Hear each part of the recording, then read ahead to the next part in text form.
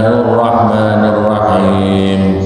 Qala ihbitu minha jami'an ba'dukum li ba'din adu fa imma ya'tiyannakum minni hudaya faman ittaba hudaya fala yadhillu wa la yadhillu wa la yashqa wa man a'rada an dhikri fa inna lahu ma'isatan dhanka wa nahsyuruhu yaumal qiyamati a'ma.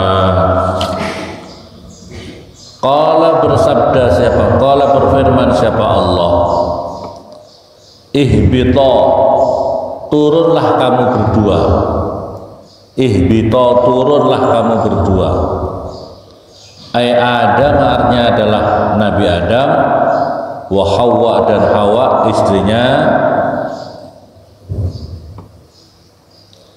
Bima dengan perkara istamalat yang mengandung istamalat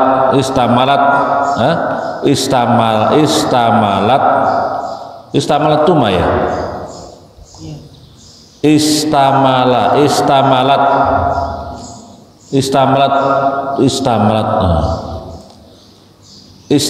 tuma istamalat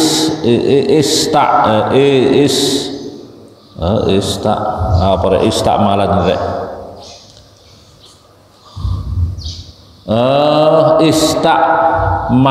istamal tuma.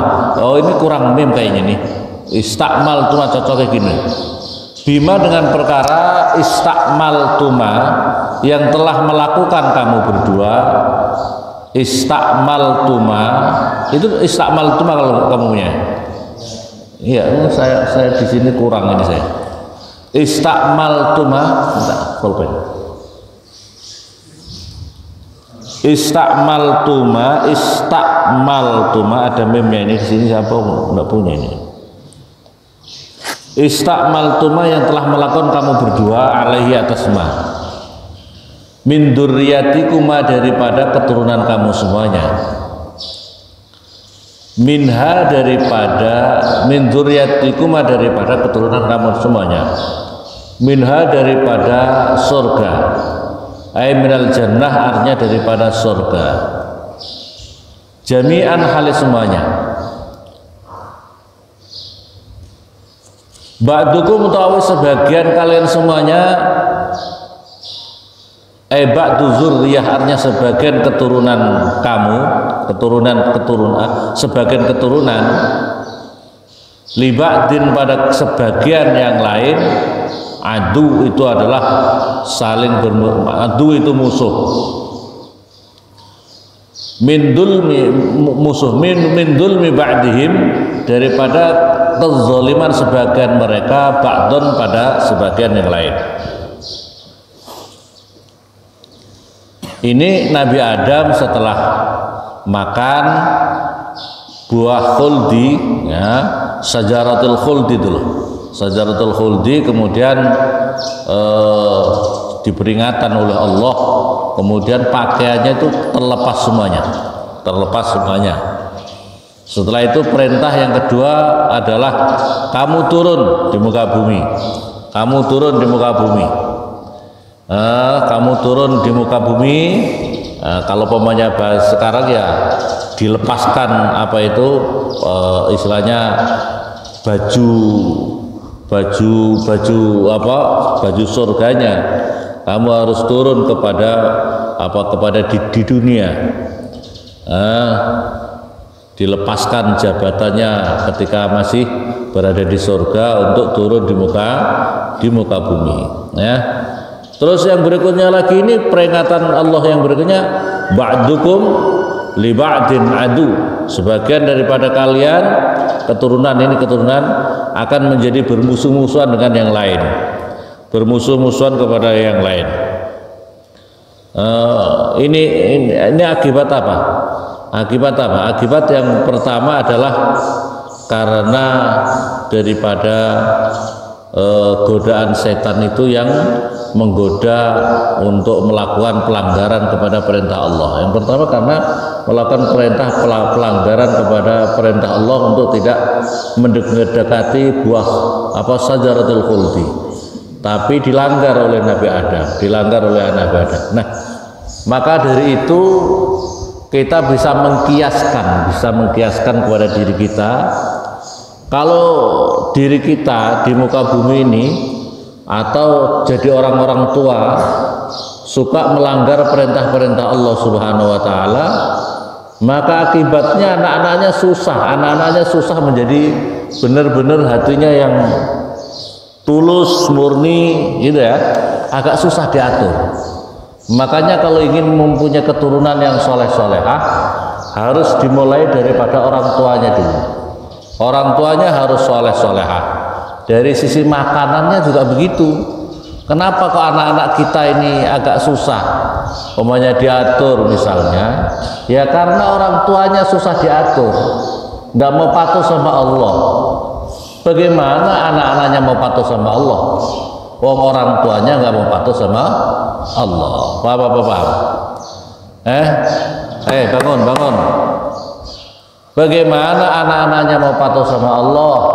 Penting misalnya gitu, aku maling ben, saya biar kelakuan saya maling, biar saya suka ninggalin sholat, tapi nanti anak saya mau saya taruh di pondok pesantren supaya jadi anak yang solehah. Ya agak repot.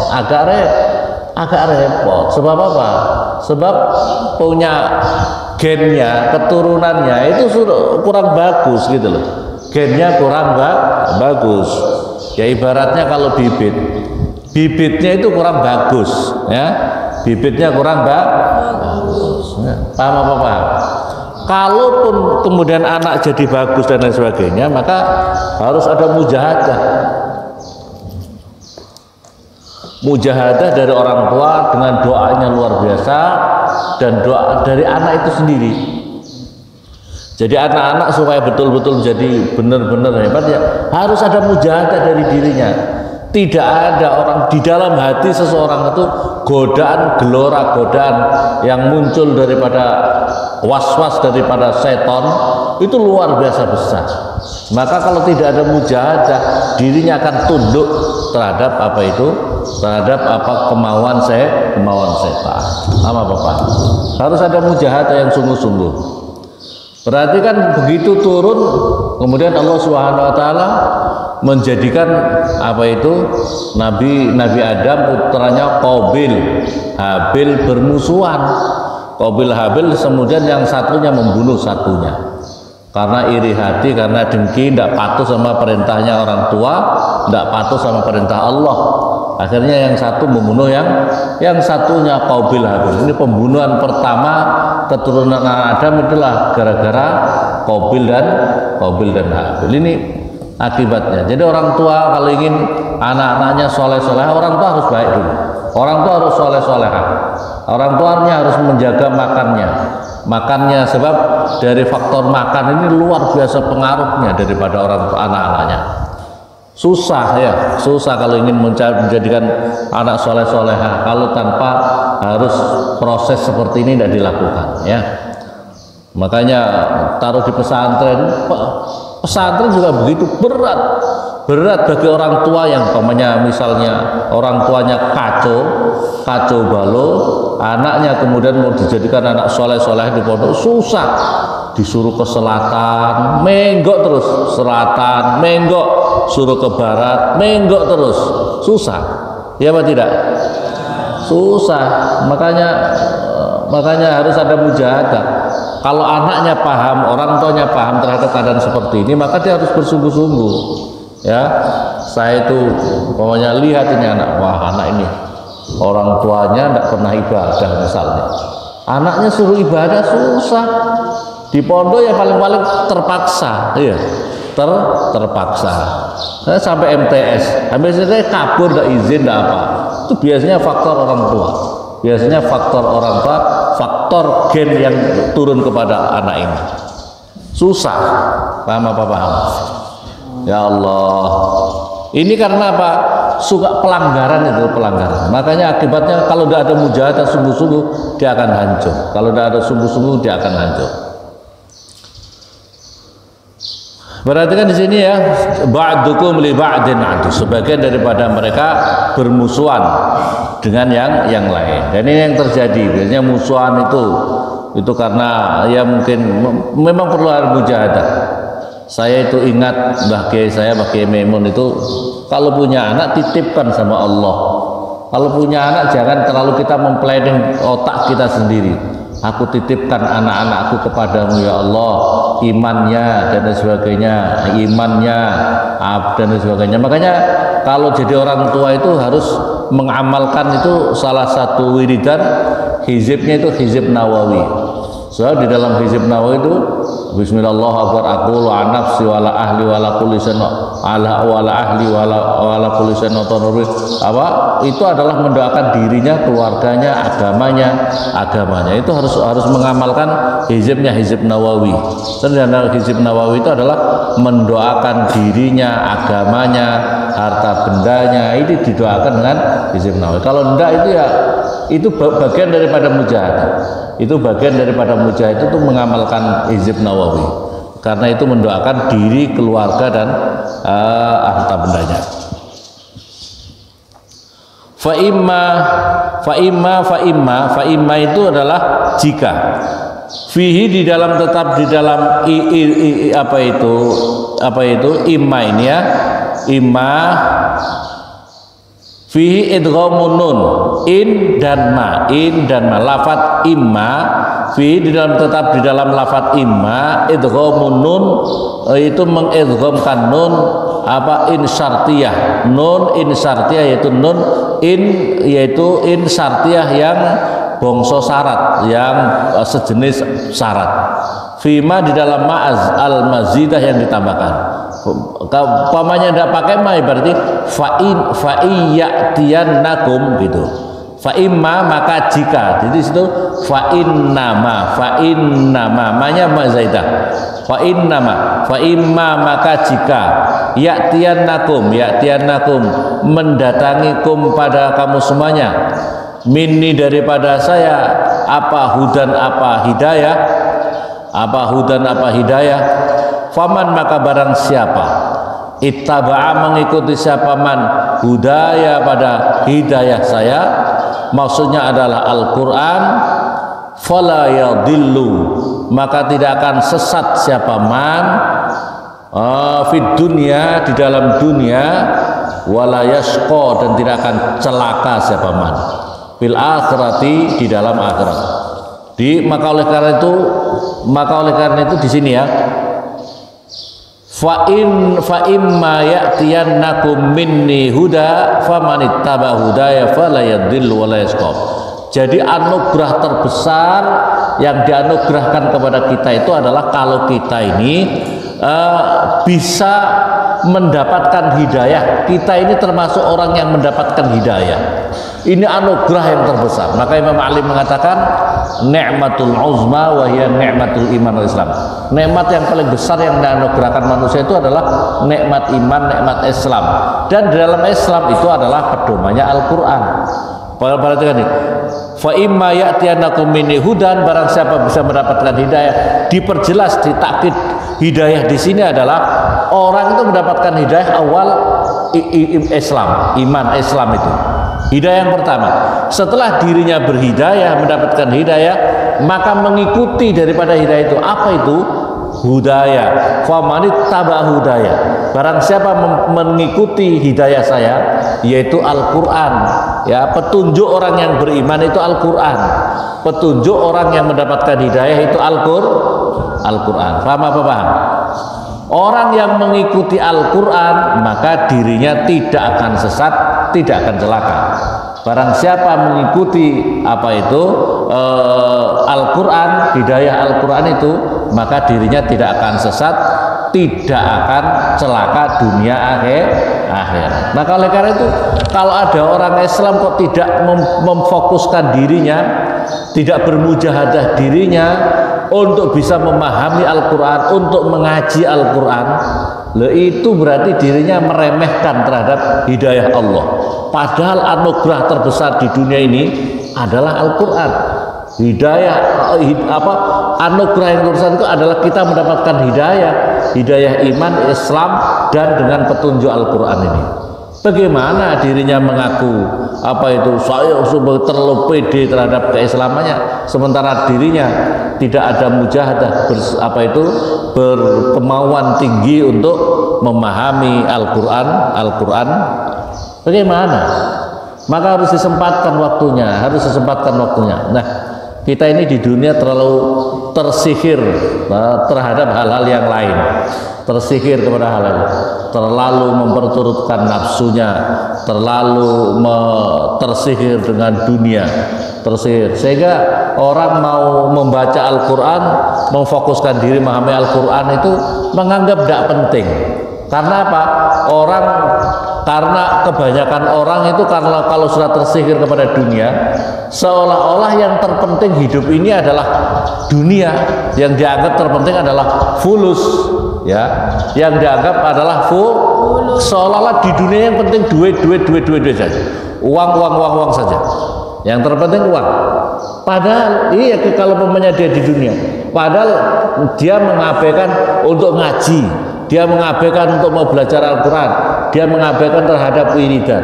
Padahal nanti di alam kubur yang dibutuhkan bukan duit. Karena kita hidup prosesnya mati. Setelah mati, apalagi di akhirat. Nanti di sana kamu udah butuh duit itu, ya. Kamu tidak perlu ngojek. Kamu kalau sudah mati tidak perlu ngojek, tidak perlu setiap hari ngurus fulus saja.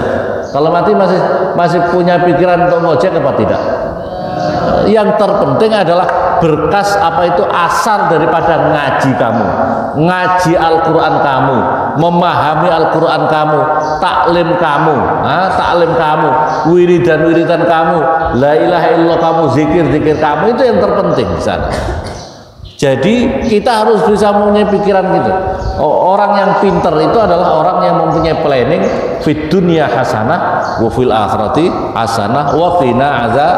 Orang yang pintar itu yang cerdas adalah fid dunya hasanah wa fil akhirati hasanah wa qina azab. Kalau hanya pikirannya dunia saja itu tidak pintar itu. Itu tidak pintar. Orang itu yang pintar adalah bagaimana dirinya bisa memplanning dirinya untuk fid dunya hasanah wa fil akhirati hasanah. Untuk akhirat kan kubur dulu, iya apa tidak? Sebelum akhirat di kuburan dulu, ya. Waman dan barang siapa a'rada berpaling siapa man an zikri daripada Al-Qur'an, al-zikri daripada berzikir kepadaku. Maksudnya berzikir di sini yang paling utama adalah Al-Qur'an, yaitu Al-Qur'an. Falam yu'min dan tidak beriman siapa man bihi dengan Al-Quran, fa inna lahu maka sesungguhnya bagiman, fa inna lahu maka sesungguhnya itu tetap bagiman maisatun kehidupan. Wow. Apa maisatun? Fa inna lahu maka itu bagi fa inna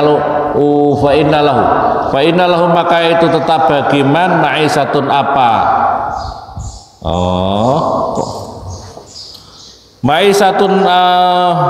maisatan fa inna lahu maisatan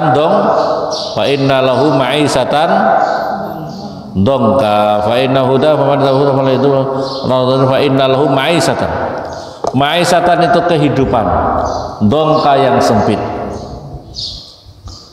Bitanwin dengan ditanwin masdar untuk masdar bimakna doikoh, bimakna doikoh sempit.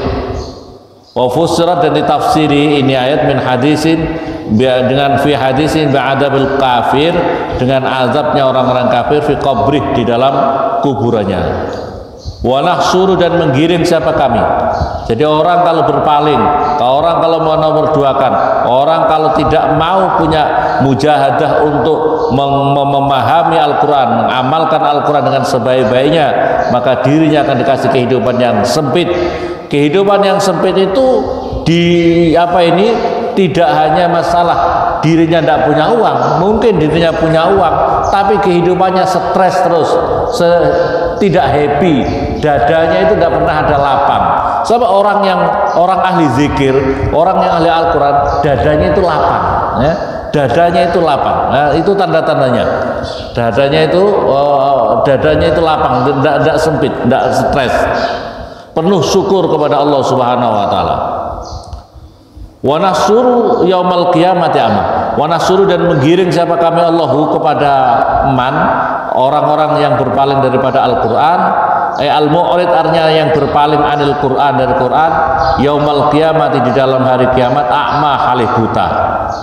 A'mal basar artinya adalah buta kepala mata, buta pandangan matanya itu.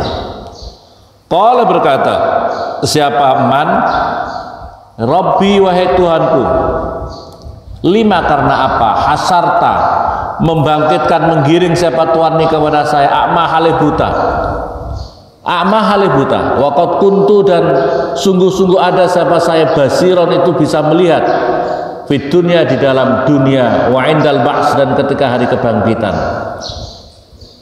Qala berfirman siapa Allah, al-amru utai perkara, kadzalik seperti itu. Atat mendatangi kepada kamu apa ayatuna, apa ayat-ayat kami, fanasita maka melalaikan siapa kamu kepada ayatuna.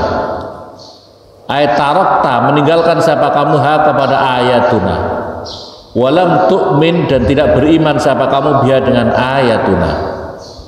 Wa kadzalika dan demikian itulah. Wa kadzalika dan demikian itulah misla nisyanika seumpama lalainya kamu ayatina pada ayat-ayat kami al yauma ing dalam utawi ing dalam atau di dalam hari ini tunsa dilalaikan siapa kamu. Natruk meninggalkan siapa kami finari di dalam neraka. Nanti itu orang-orang yang menomorduakan Al-Quran, orang-orang yang tidak punya kesungguhan untuk mengamalkan, memahami, mengamalkan Al-Quran, nanti di akhirat itu dirinya di dalam keadaan yang sangat genting di padang mahsyar, dalam keadaan dibikin buta oleh Allah. Matanya tidak bisa melihat, terus kemudian ya Allah, waktu hidup saya mata saya bisa melihat ya Allah, waktu hidup saya masih bisa melihat, waktu saya mau mati juga masih bisa melihat, tapi kenapa sekarang kok saya dibutakan ya Allah, mataku buta, saya tidak bisa lihat apa-apa. Nah, maka kemudian Allah karena kamu ketika di dunia kamu didatangi ayat Al-Quran, Al-Quran ada di ruang kamu, Al-Quran ada di rumah kamu, di situ ada yang ngaji Al-Quran, ada yang ngaji tafsir Al-Quran, tapi kamu tidak mau memahaminya, tidak mau memfokuskan waktunya, tidak mau memperhatikan Al-Quran itu, kamu lalaikan Al-Quran, maka saat ini kamu dilalaikan, kamu dibutakan mata kamu, dan kamu dibiarkan di dalam neraka. Naudzubillah summa naudzubillah. Semoga kita jangan sampai termasuk orang-orang yang di dunia ini kita bisa melihat, justru nanti di akhirat justru dibutakan oleh Allah, harus melewati siratul mustaqim, harus semuanya kita akan masuk ke dalam neraka gara-gara kita melalaikan Al-Quran. Semoga kita jadikan semoga Al-Quran ini betul-betul menjadi sahabat kita yang kita amalkan di dunia, yang menjadi syafaat kita nanti di akhirat. Amin Allahumma. Al-Fatihah.